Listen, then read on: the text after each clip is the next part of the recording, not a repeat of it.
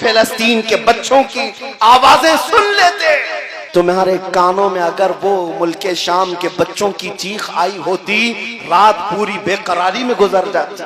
तुम फिलिस्तीन के बच्चों की आवाजें सुन लेते।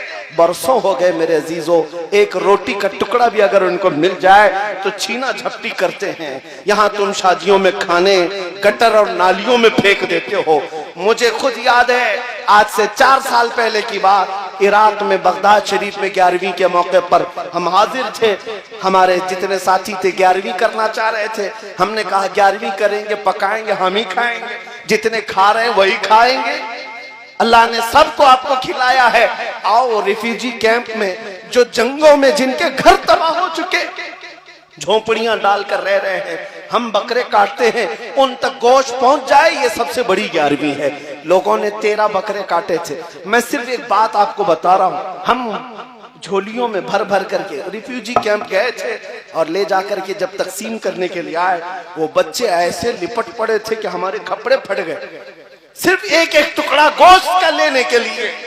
और जब एक पाव किलो का गोश्त का टुकड़ा किसी बच्चे को दिया जाता, वो चूमता था, आंखों से लगाता था, अपनी अम्मा को पुकारते हुए झोपड़ी में भाग रहा होता कि अम्मा गोश्त आ गया, गोश्त आ गया। ये मंजर देखकर जितने हम तकसीम करने के लिए गए थे रो पड़े थे मेरे अजीजों। ये हालात आज उसी रसूल की उम्मत के साथ हैं और तुम्हें जरा बराबर एहसास नहीं, दर्द नहीं। आज हमारे नाचने के दिन नहीं है, हमारे रक्स करने के दिन नहीं है।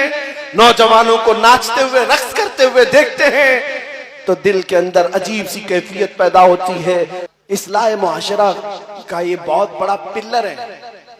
यहाँ से अगर खराबियां खत्म हो जाएं, क्योंकि मेरे आका ने फरमाया मेरी उम्मत के 2 पहिए हैं, 2 जमातें अगर सही हो गई तो मेरी पूरी उम्मत सही हो जाएगी। साहबा ने पूछा वो 2 जमातें कौन सी हैं? फरमाया एक उलमा की, एक उमरा की, अमीरों की। ये 2 अगर सही हो गए तो उम्मत सही हो जाएगी, और ये 2 बिगड़ गए तो पूरी उम्मत बिगड़ जाएगी। जरूरत है इस्लाह मुआशरा में यहाँ की भी इस्लाह की। उलमा इमाम अहमद बिन हम्बल और उनके जमाने के बड़े मुहद्दिस हैं शेख अली मदीनी, इमाम बुखारी के उस्ताद हैं। ये इमाम अली मदीनी और इमाम अहमद बिन हम्बल में किसी मसले में इख्तिलाफ हुआ। इमाम अहमद बिन हम्बल के शागिर्द कहते हैं हम एक दिन पढ़ने के लिए बैठे हुए थे, शेख अली मदीनी घोड़े पर सवार होकर तेजी से आए, घोड़ा सामने बांध दिया और सीना तान कर अंदर इमाम अहमद बिन हम्बल का दरवाजा खोला, चीखते हुए आ गए अहमद बिन हम्बल कहाँ है? दरसगाह में बैठे थे। इमाम अहमद बिन हम्बल ने अपने सारे शागिर्दों को बाहर भेज दिया, जाओ हमारी बातचीत होगी।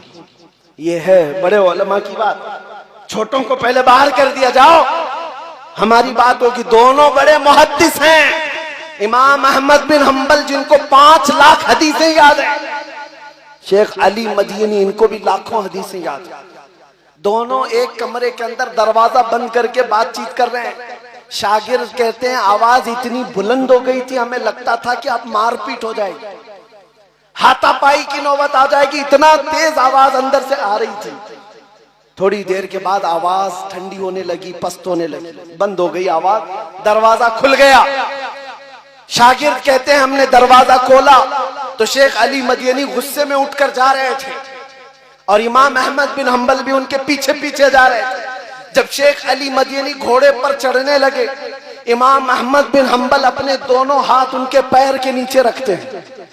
शेख अली मदीनी इमाम अहमद बिन हम्बल के हाथों पर अपना पैर रखकर घोड़े पर चढ़ गए, सलाम किया और निकल गए। इमाम अहमद बिन हम्बल का ये अमल शागिर्द देख रहे हैं। पूछा हुजूर जो इख्तिलाफ था खत्म हो गया? इमाम अहमद बिन हम्बल ने कहा खत्म नहीं हुआ, अभी भी चल रहा है।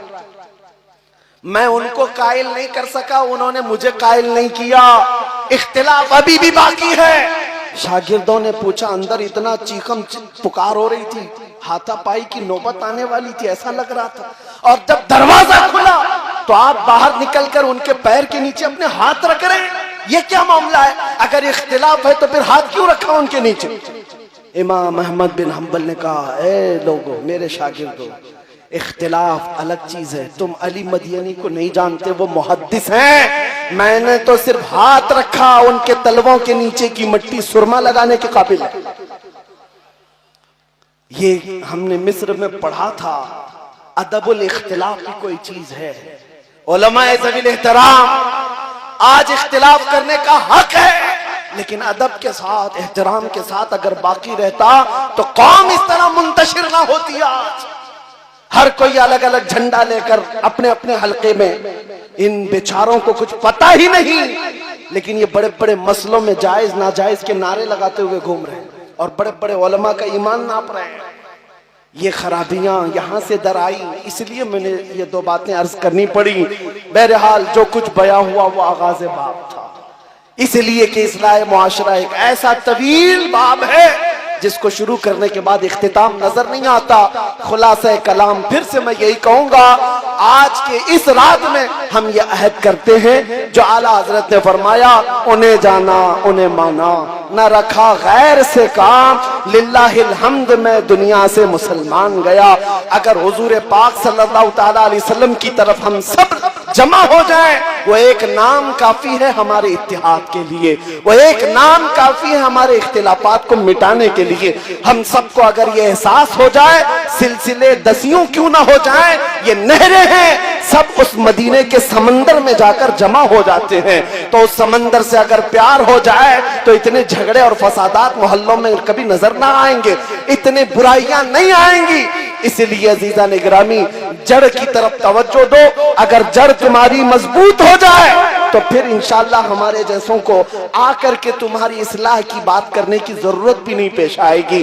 कल को तुम खुद खड़े होंगे, बुराइयों को रोकेंगे इंशाअल्लाह, रोकेंगे ना इंशाअल्लाह। और हमारे इलाकों में नशा न बिकेगा, न खाएंगे और न ही बेचेंगे और न ही करने वालों के साथ दोस्ती करेंगे इंशाअल्लाह, करेंगे ना इंशाअल्लाह। जो अहद कर रहे हो ये रसूलुल्लाह को हाजिर और नाजिर जानकर गाने सुनना छोड़ दो, क्योंकि फरमाया गया जो गाने सुनता है फहश, उसके दिल में मुनाफिकत आ जाती है, वो मुनाफिकत के करीब जाता है और वो जिना के करीब जाता है। इन्नल गिना यूरिसुन निफाक, गाना निफाक की तरफ ले जाता है और जिना की तरफ ले जाता है। दिन भर एयरफोन लगाकर गाने सुनते रहते हो, पता है क़यामत के दिन इन लोगों के मुतालिक फरमाया जाएगा, सीसा पिघला करके उनके कानों में डाला जाएगा, भेजा बाहर निकल आएगा। जो गाने सुनते थे, बेहयाई के नगमे सुनते थे, यहाँ बुराइयां हैं। अहद करेंगे इंशाअल्लाह, सुनेंगे तो मेरे मुस्तफा की नाते सुनेंगे, हुजूर पाक के कलाम सुनेंगे इंशाअल्लाह, करेंगे ना इंशाअल्लाह।